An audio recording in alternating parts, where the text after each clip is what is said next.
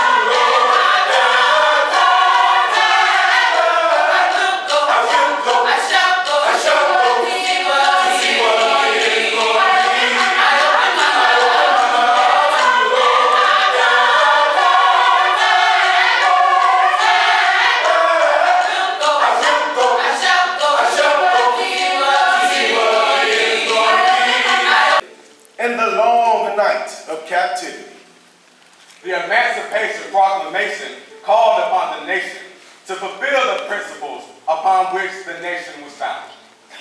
We hold these truths to be self-evident that all men are created equal and that they are endowed by their Creator with certain inalienable rights, that among these are life, liberty, and the pursuit of happiness. The I Have a Dream speech at the March on Washington maintained that, but 100 years after the issuance of the Emancipation Proclamation, the Negro was still not free.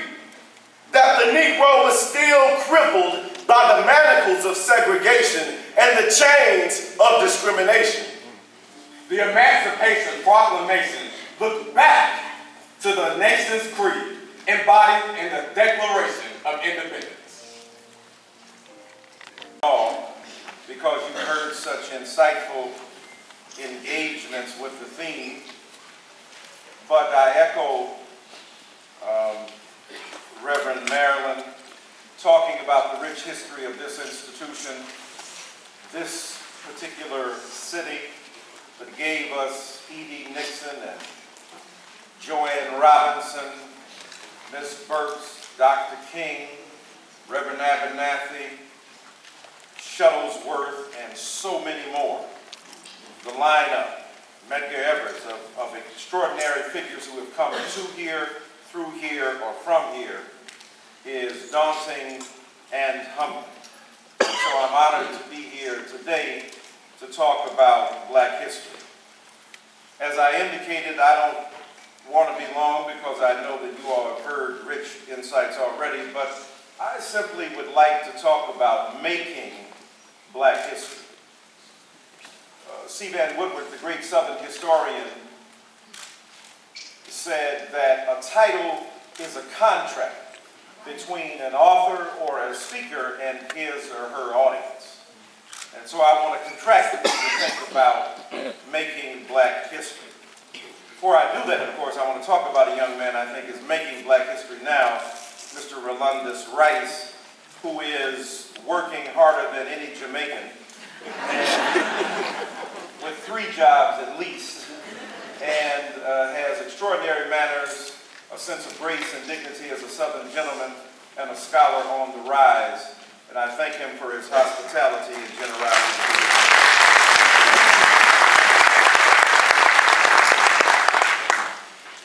It's one thing to study history. It's another thing to make it. And in order for you to make history, there are things you have to do. First of all, live, breathe, move, exist with purpose, understand your heritage, and move forth out of your tradition to create opportunities for your people and others to not only bask in the glory of the past, but to light a path for those in the future. And so in order for you to make Black history, you got to study the history that's been made. Now, you can't skip school and make Black history. Right? You can't sing like that choir sang today. That was some antiphonal back and forth call and response, A and B and C selection, tied up together in an incredible musical grammar. You got to study that. That ain't something you just pick up on the side. You got to go to choir rehearsal. And the sopranos got to sing their part, and the altos do theirs, and then you're singing simultaneously with different meters and voices and cadences, trying to maintain your space and spot. You got to practice that. And the same is true for those who want to make history. You got to know who Carter G. Woodson was. When he was mentioned here today as a PhD, one of the first from Harvard University, the first, of course, being William Edward Burghardt Du Bois. You got to know who Granville T. Woods was, or you got to know who Deadwood Dick was, or you got to know who Jan Metzelliger, who invented the shoe-lasting machine, Deadwood Dick, the great cowboy, Bill Pickett, another cowboy. You got to know who Mary McLeod Bethune was, a great educator, then president of and founder of Bethune-Cookman College. You got to know who Rosa Parks was and Martin Luther King Jr. You got to know these people because their contributions have been stellar and significant, and yet sometimes you got to read beyond what the storybooks tell you and what the myths have said about who these people are. For instance, if you read the magisterial tome at the dark end of the street, you'll see that there's a reinterpretation of Rosa Parks. She didn't just stumble upon history. She wasn't just on the bus and my feet is tired, but my soul is rested and let me do something. She was looking for an opportunity to exploit the law that was fundamentally unjust and hostile to black people, and looking for the resonance of a cultural movement to back her as she articulated a vision of freedom through her strategic social action. That ain't just getting on no bus and getting tired. That's about looking for an opportunity to do what you want to do in order to send the nation a message that Negroes, as we were known then, are tired. technical aspects of what you're doing. Ain't some Negroes just getting up in the studio saying something. Study that history so you can give voice to an intelligent interrogation of the very culture of which you are a part. That's why Rakim said, standing by the speaker, suddenly I had a fever. Was it me or either summer madness? Because I just can't stand around, so I get closer, and the closer I get, the better it sounds. My mind starts to activate, rhymes collaborate. Because when I heard the beat, I just had to make something from the top of my head. So I fell into the groove of the wax and I said, how can I move the crowd? First of all, ain't no mistakes allowed. You better study that aesthetic, and that's what's called hip-hop. And then you can begin to understand your relationship to a longer tradition of social resistance. You wasn't the first musical generation to do something. We were doing something in R&B too. We were doing something in Stevie Wonder was a great poet too. When you believe in things you don't understand, then you suffer. Superstition ain't the way. Y'all ain't started that. Y'all wasn't the first getting your groove on generation. Getting your swerve on. Work with me, Annie. You don't even know, huh? Work with me? What is that? Getting your groove on. That's what that is. The blues are powerful. If you're going to walk across my lawn, least you can do is take off your shoes. Hey, lady, your husband is cheating on us.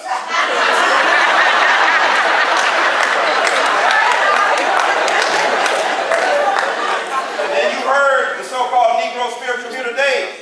There's power in that music. Every time I feel the Spirit moving in my heart, I will pray. That's powerful. But it was also a dual meaning in those songs. Green trees are bending, ain't got long to stay here. We signifying in slavery. We about to ride up out of here.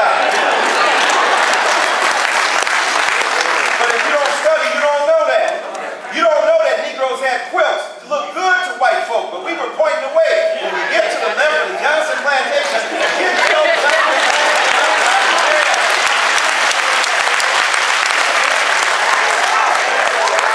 If I had more time, I'd spend more time. But not only do you got to study, you got to struggle. That means you got to use your knowledge in defense of vulnerable people. Now that's important because a lot of folk get their stuff and they go on and I'm good. I went to ASU, I'm educated, went on, got my PhD and did this and I'm good. That's not how we do it at our best. Law degrees and the accumulation of material resources for ourselves, that's not our best tradition. That's not our best African American tradition. That's not the best Jewish tradition. That's not the best Italian tradition. That's not the best American tradition. That's not even the best humane tradition. The best tradition is those of us who have helping those of us who ain't. In the struggle to define who we are as people and to make this a more just society. Now, folks think we live in a post-racial society. Stop tripping. This ain't no post-racial society. One black man in public housing in Washington, D.C. ain't going to change the world. Now, it's great housing if you're going to be a black man in public housing. Be up to 1600 Pennsylvania Avenue. Huh? And he's a remarkable man. In many ways, just to see that brother up on the scene is beautiful. Yeah. Just to see him walking down Air Force One with some swag.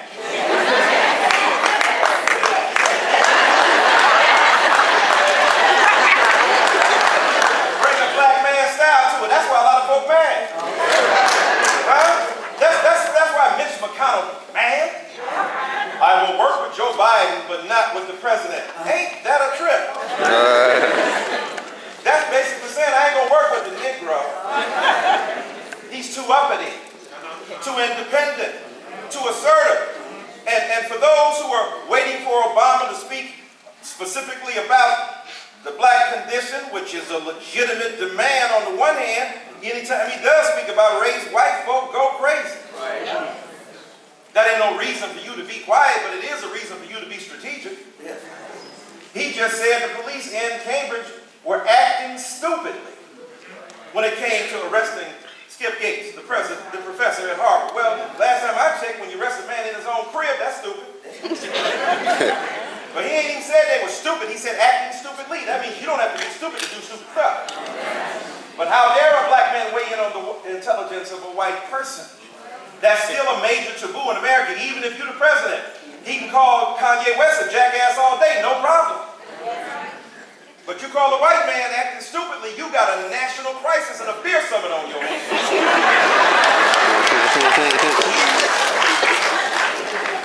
And see, there are some things rappers and entertainers can do that the president can't do.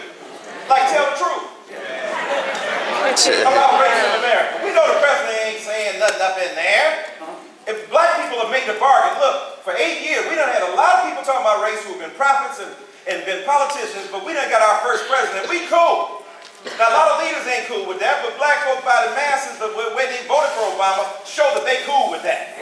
But at the same time, we got to say, we're going to cut in some slack because we understand the difficult position you're in, but at the same time, you got to act with courage of the people who produced you.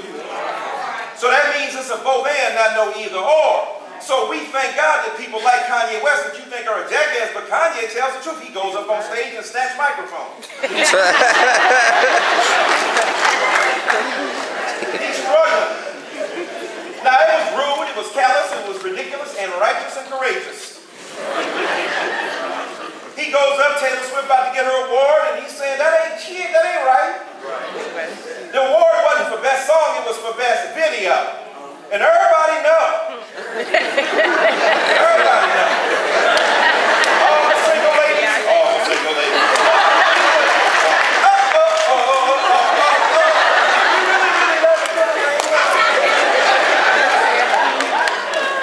Even roaches and rats were singing that song. Even the Pope. I don't get tired of reminding folk, in your generation, y'all are tough. Can't see them coming down my eyes. So I'll make the song cry.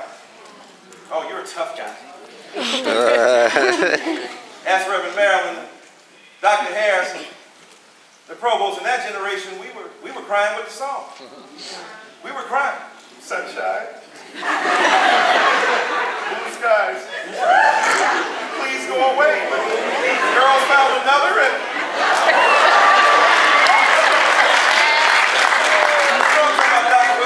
and gone away. With her went my future.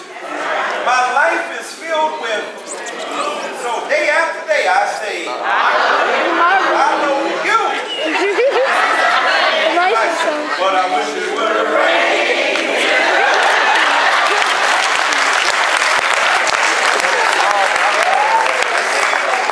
The girl made us see things. We didn't mind. Have you seen it? Made us lose our minds. Have you seen it? Tell me, have you seen her? I see her face as the program blows on the street, even at the movie, the picture show. Have you seen her? Why, oh, why did she have to and go away? I've been used.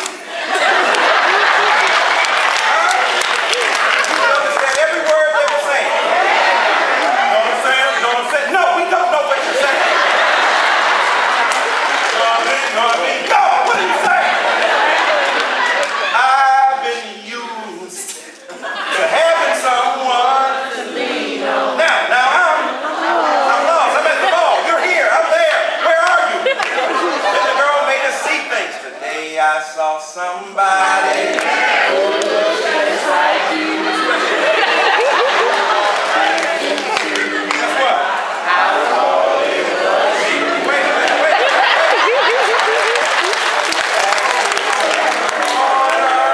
I called out her name.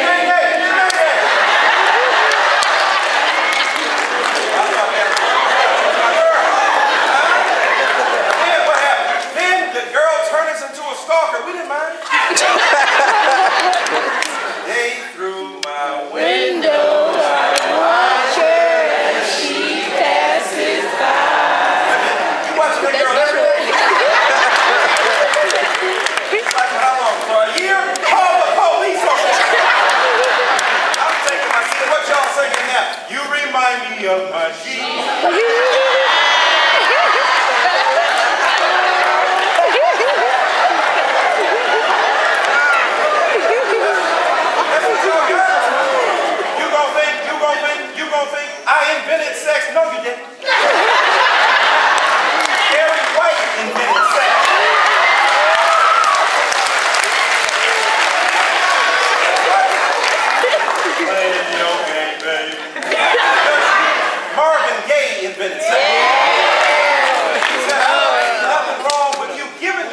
to me, because